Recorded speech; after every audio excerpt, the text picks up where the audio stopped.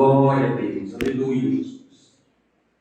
Queridos, eu me propus nesta noite a tratar com você a continuação de uma série que a gente começou aqui nos cultos de celebração, que é falando sobre o profeta Jonas, profeta relutante.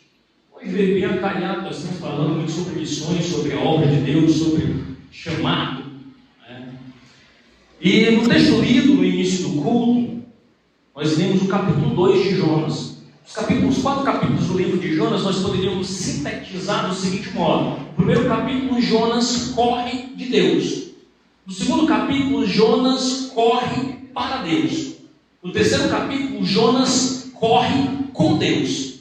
E no quarto capítulo, Jonas, aí já atrevido do jeito que é, corre na frente de Deus. A gente tem essas manias. Eu não gostaria de dizer que muitas vezes isso se adequa muito à nossa realidade cristã. E agora, quando eu encerrei a mensagem no culto que preguei sobre esse tema, Jonas estava agora lançado ao mar, engolido por um grande peixe. E a quem dissesse, talvez, olhando para este cenário épico, se a gente tivesse assistido uma série, um filme ou algo do gênero, a gente diria: preciso ver o próximo episódio. O que vai acontecer com Jonas agora? O que se passará com ele? Talvez você até parasse e dissesse: não tem saída. Foi lançado ao mar, foi engolido por um grande peixe, ele está no fundo do poço. Eu quero dizer para você que não há fundo do poço que segure quem corre para Deus. Eu poderia ilustrar isso com várias biografias de homens e mulheres de Deus, dentro da Bíblia e fora da Bíblia também, que passaram por esse episódio.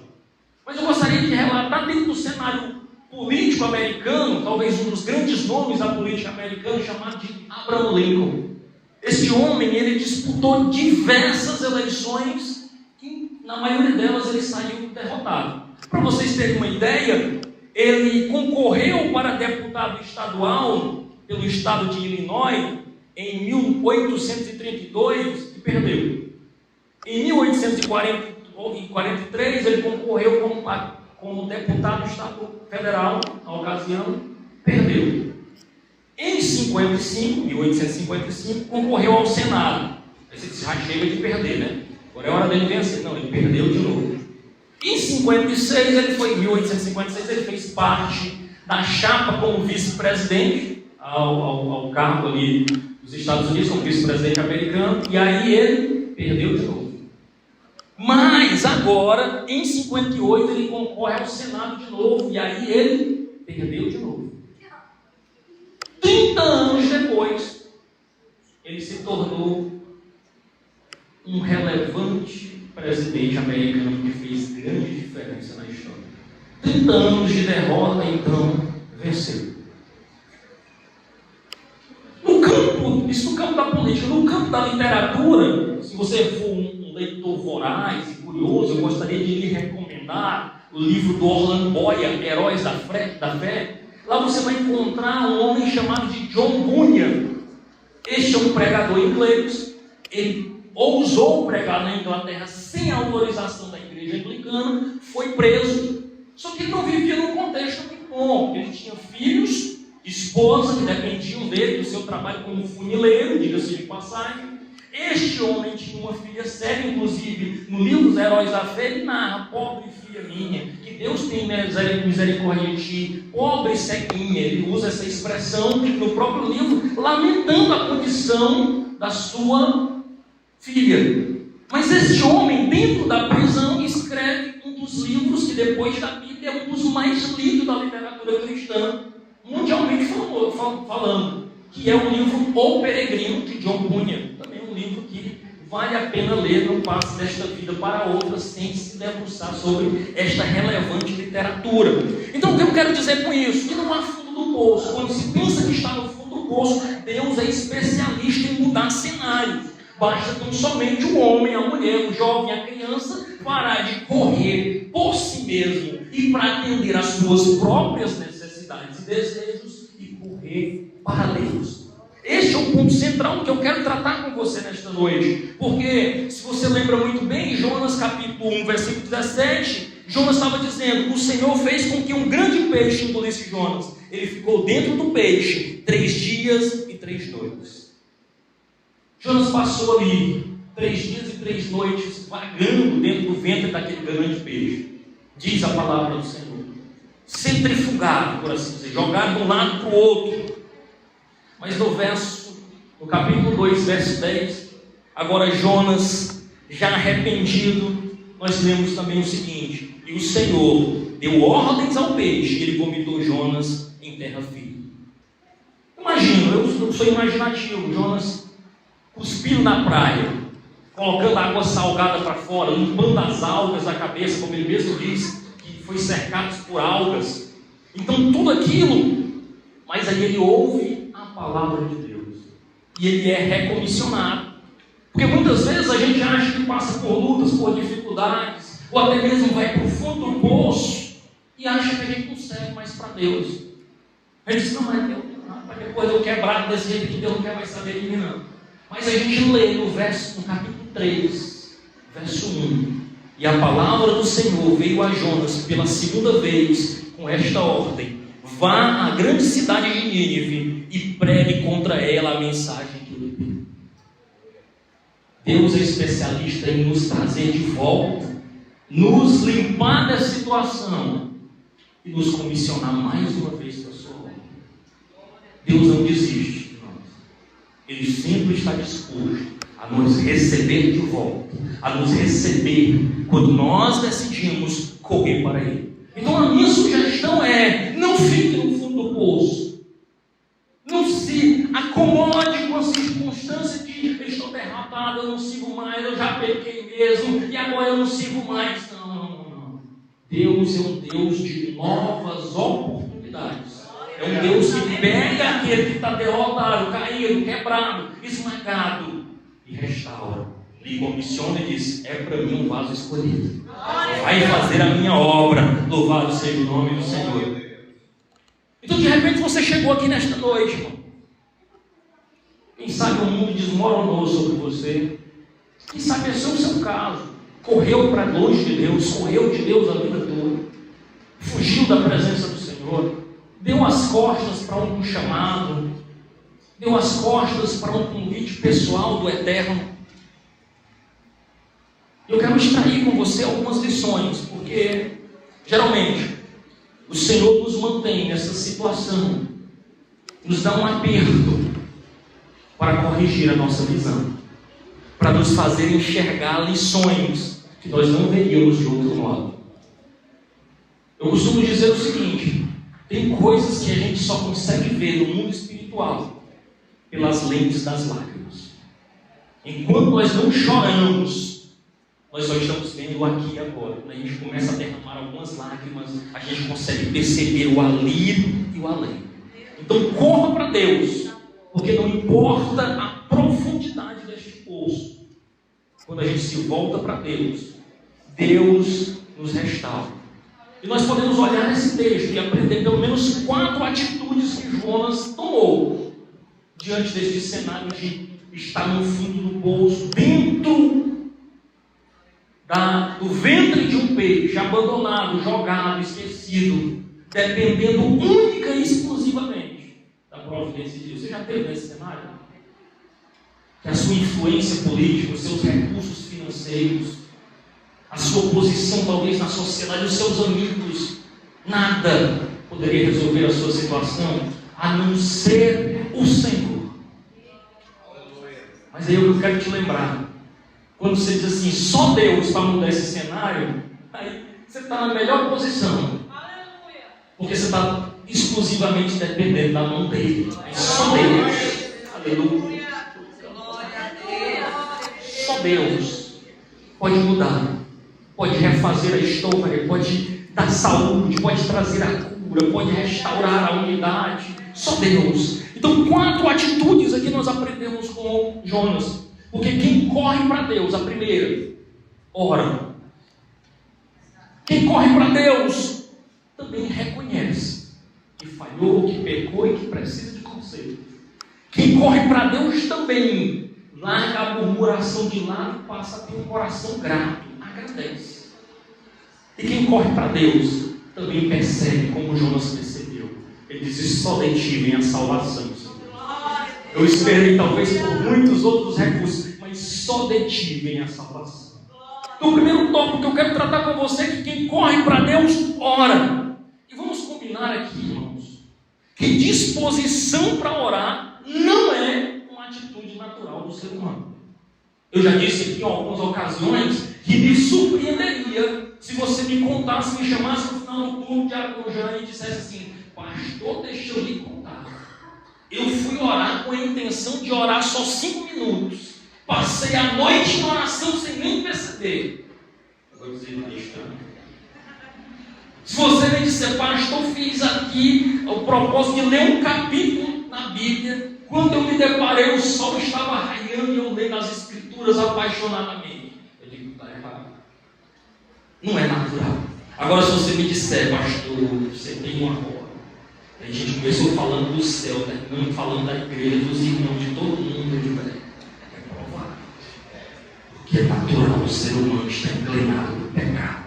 Coisas espirituais é esforço físico para cada um de nós. É disciplina espiritual. Então, muitas vezes a oração é um suspiro de vida. E boa parte da nossa alma está em algum nível necrosada, irmãos, pelo pecado que muitas vezes mortifica a nossa vida espiritual. Às vezes nós estamos acomodados. Às vezes Deus precisa nos sacudir para despertar a nossa vida de oração. Às vezes a gente toma um susto. Às vezes a gente passa por um livramento, uma necessidade de um livramento. Que a gente, meu Deus, o Senhor tem um livramento. Glória a Deus, deixa eu ir orar, deixa eu ficar mais crente. Às vezes a gente precisa passar esse susto para fazer um check-up da alma. E dizer: se eu partir agora, eu estou em paz com meu Deus. Porque muitas vezes, irmãos, a gente tem levado a vida espiritual no piloto automático. Tem deixado a vida me levar, cumprindo aqueles requisitos mínimos da caminhada com Deus. Mas deixa eu te falar, comunhão e intimidade de Deus tem mais para nós. É por isso que nós precisamos nos gastar na oração. E você precisa compreender que é um esforço. Eu tenho procurado emagrecer, mas é uma luta que só Jesus. Porque o que aparece de coisa para eu fazer de forma de comer errado não está escrito. E para aparecer uma certa para me comer é difícil. Você vai em qualquer atividade, em qualquer festa, em qualquer coisa, tem um salgadinho, tem um não sei o que, tem um doce, tem um misericórdia, Jesus. E para achar é do filho? Não tem, né? Então o que você faz? Você vai se desviando. E assim muitas vezes é a nossa trajetória também. A gente vai se desviando do mal e se aproximando de Deus. E diz: eu preciso orar, eu preciso caminhar com Deus, eu preciso estar na presença de Deus. Então a gente vai perceber uma coisa espetacular no capítulo 1 de Jonas. Sabe o que é? Em nenhum momento você vai encontrar Jonas de joelho. Ele passou o capítulo inteiro, não deu tempo a orar. Ele disse não para Deus. Ele pegou o barco, ele foi para o fundo do barco, ele foi para o porão, ele dormiu, ele conversou com o marinheiro, ele discutiu com isso, com aquilo outro, mas ele não orou. Sabe quando foi que ele foi orar? Dentro do bucho do peixe. Tem hora que Jesus precisa botar a gente uns apertos para a gente aprender a falar com ele e orar. É mais ou menos assim: eu estava procurando uma reunião contigo, meu filho, não encontrei. Foi o jeito de te botar numa sinuca aqui apertada para tu encontrar tempo para mim. E aí às vezes a gente fica dizendo: oh, Deus ruim, não é? Porque Deus às vezes, C.S. Lewis, escritor inglês que eu sou fã, ele diz assim: o sofrimento é o megafone de Deus. Deus está falando: filho, filho. Tem hora que ele fala: filho. Aí o sofrimento, as lágrimas, faz a gente olhar para Deus com interesse e entregar a nossa alma para Ele. Então, dentro do peixe, Jonas encontrou tempo para orar. Então, às vezes, dentro do aperto, eu tenho um testemunho assim, na época que eu congregava em Teresina, tinha um irmão que estava passando uma prova na justiça, que era uma prova assim, que condena ou não condena. Mas esse irmão sabia onde tinha reunião de oração em Teresina, de domingo a domingo. Eu saí acompanhando ele umas vezes e digo: rapaz, mas você conhece tudo? Conheço. Eu digo: está precisando, o camarada está precisando. Ele, rapaz, se tivesse 3 irmãos reunidos orando, ele era o terceiro, porque a prova estava grande. E você já percebeu como fica fácil orar quando a gente está na prova? Como a gente arranja tempo, está dirigindo, está falando, Jesus tem misericórdia, Senhor.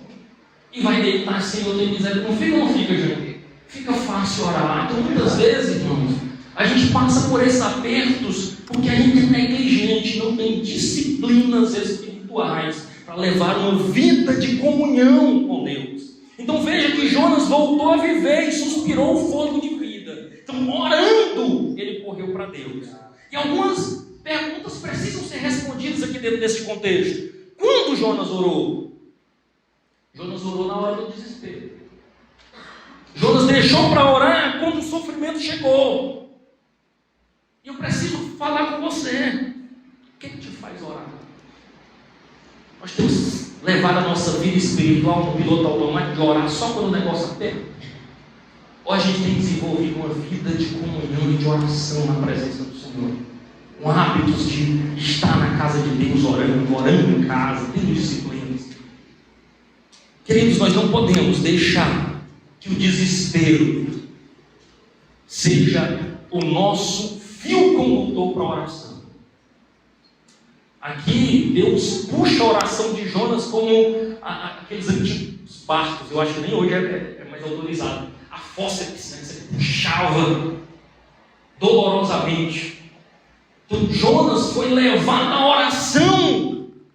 Para extrair a oração do coração de Jonas, foi no meio do desespero, foi no meio do sofrimento. Então, muitos, infelizmente, só se curvam para Deus na hora da dor, da angústia, da dificuldade. E outros são tão orgulhosos que dizem: eu não orei antes, agora que eu vou orar mesmo. Se eu não incomodei Deus com isso antes, agora que eu também não vou incomodar também. E ainda mantém uma altivez, um orgulho, uma tolice. Então, quando nós estamos desesperados, há mais razão ainda para a gente se debruçar em oração diante do nosso Deus. Sabe por quê? Porque misericordiosamente Ele não nos rejeita. Ele sempre nos aceitaria. Essa é a confiança que nós temos. O escritor aos Hebreus diz assim: nos aproximemos com confiança. Da onde? Do trono da graça. A graça para você e para mim, disponível no trono do nosso Deus. Louvado seja o nome do Senhor. A quem Jonas orou? Jonas tinha corrido para bem distante de Deus. Mas aí é que tinha a beleza de servir a Jesus. Sabe qual é?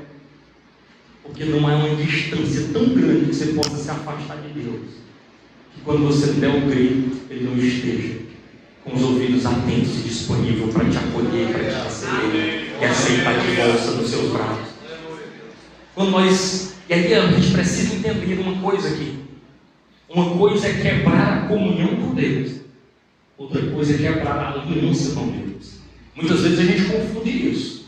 A aliança que nós firmamos com Deus, ela é uma aliança firmada no sangue de Jesus. Não tem mérito seu nem meu. Então muitas vezes a gente quebra a comunhão, deixa de falar, passa um tempo sem se relacionar, está distante, está frio, nem lembra. Às vezes a vida está tão boa que você nem lembra de Deus. Mas aí você só quebrou a comunhão. A aliança ainda permanece. Deus assim vai voltar. Continua esperando. É que nem o filho, no caso do filho pródigo ali, que sai, vai, faz o que quer distante do pai, mas não sabia ele que o pai toda tarde ia até o caminho e ficava pacientemente esperando: meu filho irá voltar e eu estarei aqui pronto para receber. Assim o nosso Deus, Ele sabe que um belo momento nós voltaremos para Ele. Então, quando você quebrar a comunhão, você não quebrou a aliança, você pode voltar, que Deus te aceita, te recebe de volta, te traz para perto. Olha o que diz Isaías 57, 15 e 16: pois assim diz o alto e sublime, que vive para sempre, cujo nome é santo. Habito no lugar alto e santo, mas habito também com o contrito e com o humilde de espírito. Para quê? Para dar novo ânimo ao espírito humilde e novo alento ao coração contrito. Não farei litígio para sempre, nem permanecerei irado, porque senão o espírito do homem esmoreceria diante de mim, bem como o sopro do homem que eu criei. Deus habita com o coração contrito, com o coração humilde. Quando nós quebrantamos o nosso coração, reconhecemos a nossa pequenez, Deus nos aceita. Esta é a boa notícia do Evangelho. Você é filho de Deus. E Ele te aceita de volta. Jonas orou. A quem? Ao seu Deus. Quando nós pecamos, nos distanciamos. A quem nós oramos? Ao nosso Deus. Ele continua sendo o Pai e continua sendo o nosso Deus. O que Jonas orou? Veja, nós temos a sua oração. Jonas, é interessante você perceber, se você olhar e ler atentamente, nesse trecho da oração de Jonas, existem pouquíssimas palavras dele mesmo. Você vai encontrar as palavras dele, sabe aonde? Nos Salmos.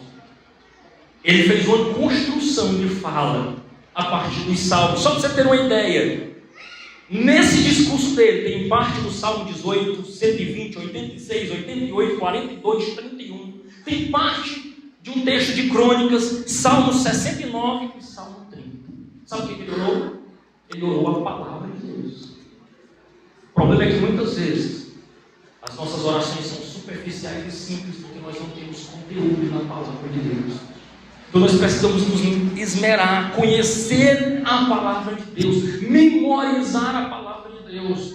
É óbvio que muitos dos aluninhos, seus filhos que estão ali, eles não têm uma perfeita compreensão do que é o Evangelho. Às vezes eles decoram um versículo ou outro. Sabe para quê? Porque no dia do apelo, esta palavra semeada vai brotar, vai produzir o fruto adequado. Eu lembro-me de algo muito interessante que aconteceu. Nós participamos de um velório de um grande amigo da congregação que eu participava lá em Teresina ainda. Irmão Alímpio faleceu. E seu filho, testemunhando no velório, ele disse: papai, primeiro versículo que papai me ensinou, Provérbios 1, 8 e 9, que eu ensinei aos meus filhos. Filho meu, ouça a instrução do seu pai e não esqueça do conselho da sua mãe. Eles serão coroa para a sua cabeça, colar para o seu pescoço. Aí eu ouvi aquilo e corri, velho. Na hora que o menino nascer, começar a falar, vamos aprender esse versículo. E aí só falta o aliado, os outros já sabem o versículo de cor. Instruindo-os para que eles saibam ouvir o conselho do pai e a instrução da mãe. Porque são coroa e colar para o pescoço. São instrução, são coisa boa. São bênçãos.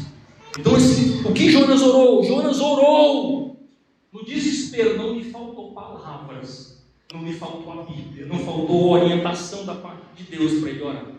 Sem a Bíblia, irmão, nossas palavras ficam desnorteadas, até mesmo na oração, porque nós não conhecemos em profundidade o nosso Deus, se não for pela sua palavra. Como Jonas orou? Orou com fé, porque só lhe restava fé que Deus mudaria aquele cenário. Olha o que diz os versos iniciais do capítulo 2. Dentro do peixe, Jonas orou ao Senhor, o seu Deus, e disse: em meu desespero clamei ao Senhor, e Ele me respondeu. Louvado e exaltado seja o nome do Senhor. Irmãos, olhar para isso é olhar e saber que mesmo na luta, na dificuldade, no desespero, o que não nos pode faltar? Fé, que Deus pode mudar o cenário. Jonas só tinha Deus, orou com fé e confiança, Deus lhe atendeu e mudou o cenário.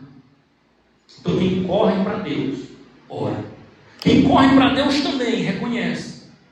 Vimos Jonas correr para Deus e orar, mas tantas vezes, irmãos, nós temos grandes desafios, tantos problemas, que nos esquecemos de nos apresentar diante de Deus, reconhecendo a nossa pequenez, reconhecendo a grandiosidade de Deus, sabendo que Ele é o Deus provedor de todas as coisas. Parece que a gente até gosta de repetir essa informação como instrução, mas poucos de nós têm buscado experimentar a grandiosidade, a beleza e o milagre que esse Deus tem para cada um de nós. Às vezes, nós temos contado muitos testemunhos de outras pessoas, mas poucos testemunhos de nós mesmos. Eu acho interessante quando a Bíblia começa dizendo assim, olha, esse é o Deus de Abraão, de Isaac e de Jacó. Aqueles que proferiam estas palavras estavam dizendo assim, olha, era um Deus provedor, era um Deus sustentador, era um Deus que provisionava para o seu povo, era o Deus dos nossos pais. Isso é bom, servir ao Deus dos nossos pais quando eles conhecem de fato o Deus que nós servimos. Mas vai chegar um momento que nós precisamos trazer essa intimidade para nós. Esse agora não é só o Deus de Abraão, de Isaac e de Jacó. Eu também o conheço. Ele é o meu Deus. É como Jó disse, antes eu ouvia falar de ti. Agora os meus olhos te veem. Agora eu tenho intimidade. Agora eu experimentei o que é me relacionar com este Deus. Então, irmão, nós precisamos compreender isso. Precisamos reconhecer a grandiosidade de Deus. E precisamos saber que nós somos falhos e pecadores.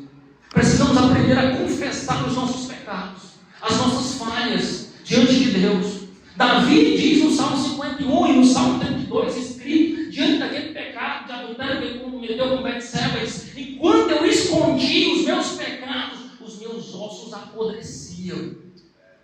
Nós precisamos aprender a lançar diante de Deus, porque pecado é como um emaranhado, uma embira. É alguém que se embaraça. O apóstolo Paulo, escrevendo ao jovem pastor Timóteo, no capítulo 2 de 2 Timóteo, ele diz assim, ninguém que milita se embaraça com os negócios desta vida. Está embaraçado, enrolado, cheio de rolo, cheio de esqueleto no armário. Não é coisa para crente. A gente precisa muitas vezes dar um basta, retirar tudo isso. E só, Senhor, está aqui. É essa vida aqui que eu tenho. Ruim. Precisando de conselho. Precisando acertar contigo. Mas aqui, é isso aqui, muda. Porque não é você que conserta, não é você que perdoa o pecado. Você apresenta para quem pode perdoar, para quem pode renovar e quem pode restaurar. É só Deus. Aleluia. Aleluia. Nós precisamos compreender isso. Jonas reconheceu e confessou pelo menos 3 pecados. Primeiro, o esquecimento.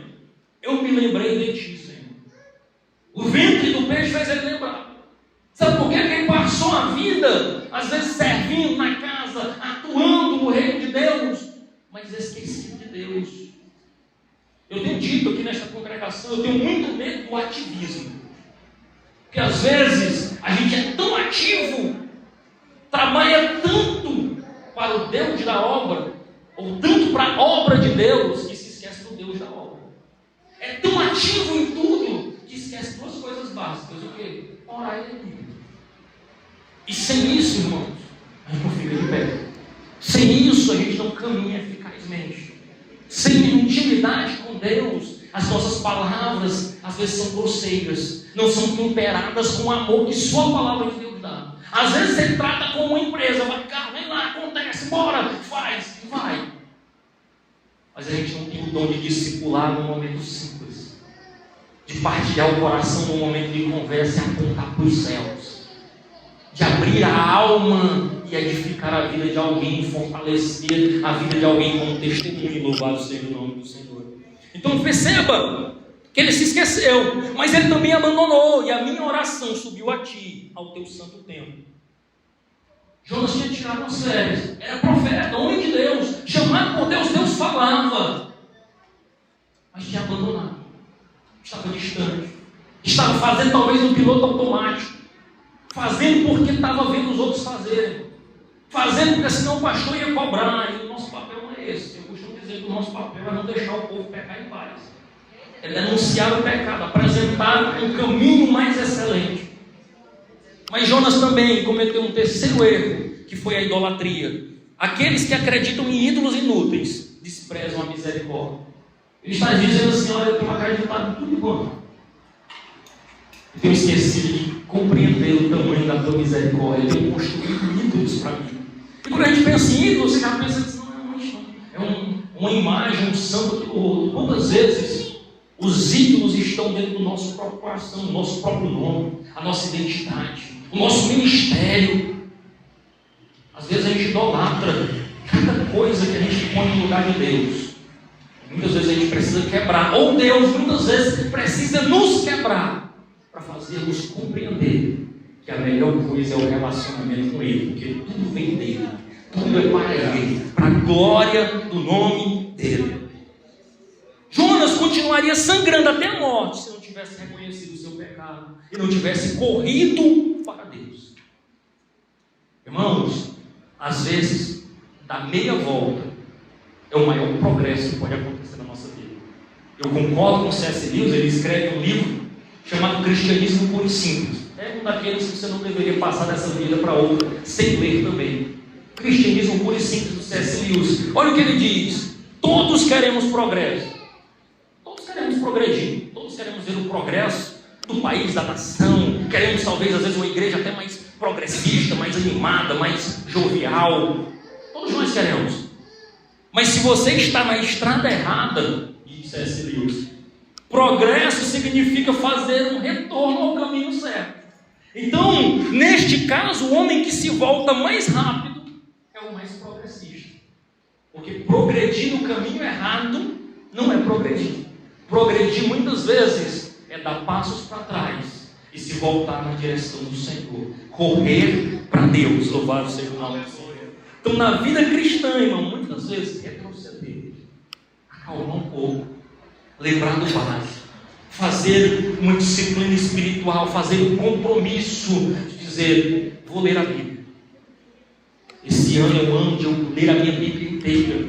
Este ano é o ano de eu ter um momento com meu Deus, de intimidade com meu Deus, desenvolver uma disciplina espiritual de oração. Este ano é o ano de eu me envolver num projeto da igreja como Pais no Lar, de visitar casas, alimentando vidas com a palavra de Deus. Olha que coisa maravilhosa. Você doar parte da sua vida, você doar parte do seu tempo para compartilhar a palavra de Deus com alguém. Eu disse: eu vou escolher alguém para discipular.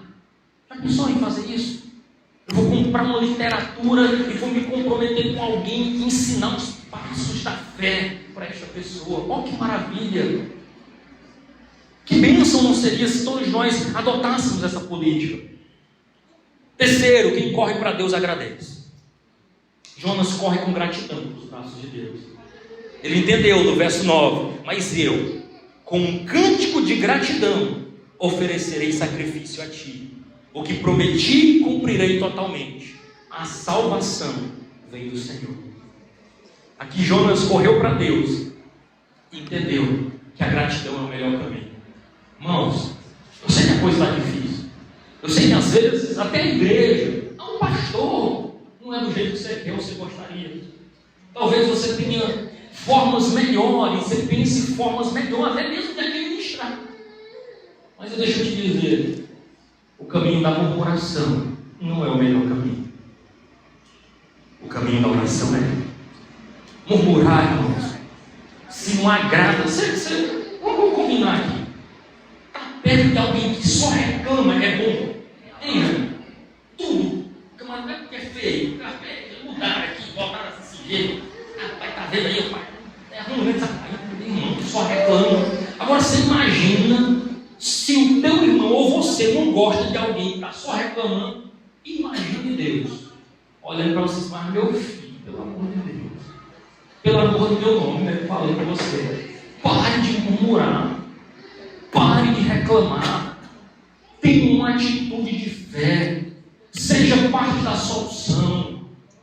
Se você não está gostando de estar desse jeito, proponha: pastor, bora fazer diferente, me conte comigo, bora ajeitar esse negócio, bora fazer a coisa andar, para o reino de Deus crescer. Louvado seja o nome do Senhor. Murmuração, irmãos, não agrada o coração de Deus, não agrada o coração de quem está próximo. Então troque. No final desse ano, não espere 2025 não, porque a gente tem uma mania de dizer: não, no próximo ano eu mudo. Mude hoje. Amanhã comece isso. Vou trocar a murmuração por oração. Vou trocar essa dificuldade por apresentar diante de Deus as circunstâncias. Confie no Deus que você serve. Ore e apresente ao Senhor. Quarto e último, nós aprendemos que quem corre para Deus ora, reconhece, agradece, mas também percebe. Veja o 9 e o 10. Mas eu, com um cântico de gratidão, oferecerei sacrifícios a ti. A salvação vem do Senhor. Irmão, só o Senhor pode socorrer o desesperado. Só Deus. pode salvar o pecador. Tem coisas que a gente pode fazer pelas pessoas, mas a salvação, ela vem exclusivamente do Senhor. Eu não posso salvar você. Eu posso apontar Jesus. Eu posso, com a desenvoltura que eu puder, dizer que Jesus pode mudar a tua história, a tua vida.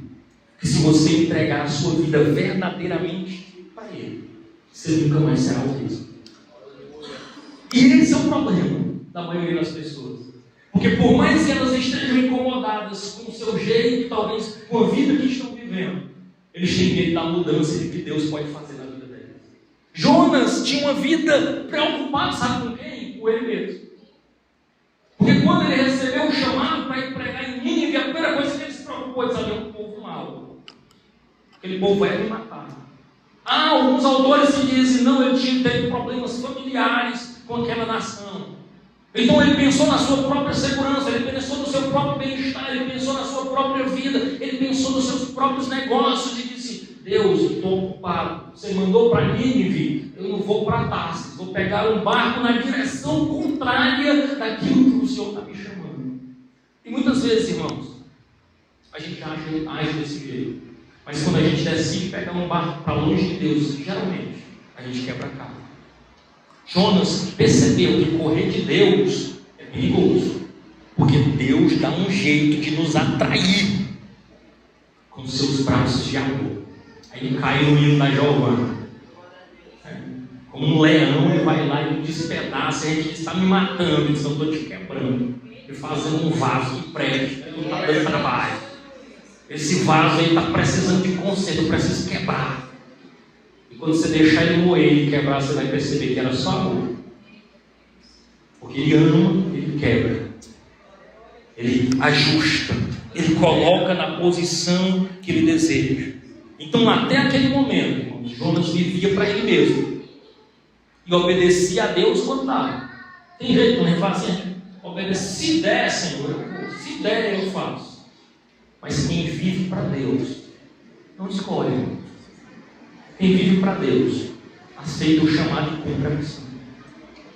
Porque confia no Deus que chamou. Não confia nas suas próprias forças. Não confia no seu próprio jeito de fazer as coisas. Confia em Deus. Louvado seja o nome do Senhor. Concluo dizendo o seguinte: você correu de Deus? Mas responda para mim, para você ver. Você continua correndo? Você está no fundo do poço? Está sofrendo? Quanto tempo você pretende ficar aí? Até quando vai viver fugindo do Senhor, pegando o barco na direção contrária da vontade de Deus? Deus te chama. Quando a gente corre de Deus, a gente geralmente cai no fundo do poço. E quando a gente cai no fundo do poço, a primeira coisa que a gente quer fazer, em vez de se arrepender, é dizer assim, não deixa eu consertar logo aqui algumas coisas, porque o estrago está grande demais. Mas sabe o que Deus disse? Não, vem do jeito que você está. Fundo do poço só tem um lugar para correr, é para Jesus. Gritando em desespero, Senhor, que misericórdia. Porque quem corrige as coisas é o Senhor. Aí Ele vai te dar graça. Ele vai te ajeitar. Ele vai encaixar as coisas no devido lugar. Irmãos, essa luta, essa dificuldade, quem sabe veio para te ensinar a orar, para te ensinar a reconhecer, para te ensinar a agradecer, para te ensinar a perceber que só Deus pode te dar. Corra para Deus, ore, fale com Ele, desenvolva uma vida de intimidade, pare com essa greve de silêncio, pare dessas orações aperreadas. Eu ouvi um meme, estava dizendo, eu cheguei tão cansado que a minha oração foi só assim: Senhor, a mesma de ontem, amém. A pessoa, a gente acha engraçado, mas quantas vezes a gente já fez isso? Dobrou o joelho e disse assim, do mesmo jeito que eu pedi ontem, é de hoje também, amém. E aí você vai dizer assim, que eu não tive tempo, porque você não conhece a minha vida. Eu sei, sua vida é corrida mesmo. Mas não deixe Deus lhe colocar numa situação que você arranja tempo, não. De repente Deus lhe bota. De repente você está dizendo assim, eu não tenho tempo de orar. Espera aí, eu vou te arranjar um tempo aqui para tu orar. Espera aí. Deixa eu te apertar bem aqui, já tu arranja tempo. Aí você vai perceber que nunca foi falta de tempo. Foi falta de vontade. Então desenvolva esse momento com Deus, quebrante. Corra para Deus e reconheça o quê? O seu pecado. Você sabia que os crentes são mais especialistas em se justificar do que se arrepender? Você nunca esteve orando assim, Senhor, olha, Senhor, eu ofendi fulano. O Senhor disse que não é para dizer. Mas também, Senhor, fulano, é difícil demais, ele mereceu. Você já percebeu que às vezes a gente faz essas orações assim, justificando? Ele merecia mais, eu fui ver e foi pouco. Não, isso não é se arrepender, isso é se justificar. Então pare de se justificar. Se arrepende, Deus eu errei, eu pequei. Corra para Deus e agradeça, pare de murmurar. Eu sei que está difícil, mas Deus está no barco. Eu sei que está difícil, mas Jesus está no barco. Aqueles discípulos passaram pela tempestade. O fato de Jesus estar no barco não tirou a tempestade. O fato de Jesus estar no barco garantiu que ele chegasse do outro lado intacto.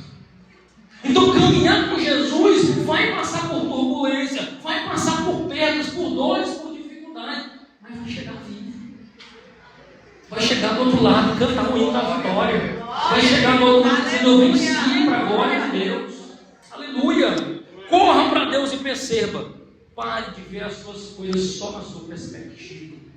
Comece a olhar com os olhos de Deus. Sabe qual é a nossa oração? Precisa, Senhor, me faz enxergar com os teus olhos. Senhor, me faz perceber com os olhos espirituais. Porque às vezes nós estamos vendo só aqui e agora. Eu sou ofendido. Porque fez isso e me provocou. Porque a coisa não dá certo para mim. Porque a coisa não funciona do jeito que eu queria. Pare. Diz o Senhor, me dá a visão do alto. Para me ver como tu vê. Porque o Senhor já vê lá na frente. Ele já vê a gente mais do que vencedor. Ele já vê a gente triunfando. Porque eu vou lhe dizer um negócio. Se há 10 anos atrás Deus fizesse do jeito, estou falando para você no geral, se há 10 anos atrás Deus tivesse feito do jeito que você queria, você não estava aqui hoje. Pense aí, só pense. Eu consigo refletir e perceber perfeitamente que se há 10 anos atrás Deus tivesse feito do jeito que eu queria, eu estava longe de estar vivendo o que eu estou vivendo hoje. Então, de algum modo, soberano, Deus conduziu a caminhada e foi melhor do que se você tivesse tomado as rédeas. Confie nisso, em nome de Jesus. Corra para Deus e pise de novo em terra firme, porque Ele tira do fundo do poço e põe ali na praia. E quem sabe o quê? Na praia, você diz assim, agora eu estou na praia só curtir. Na praia agora é só comer camarão, caranguejo e desfrutar. Não. Ô Jonas, levanta, vai fazer o chamado. Saiu do fundo do poço, vai cumprir a missão. Eu preciso de ti. E assim Deus fala para ti. Fala para Adonias, fala para a Letícia, fala para a Débora, fala para a Vânia, fala para a Keilana, para a José. Vai cumprir a missão. Eu estou contigo. Saiu do fundo do poço, se mantém firme na presença do Senhor. Aleluia. Louvado seja o nome do Senhor. Essa é a palavra, irmãos, desta noite. Agradeço.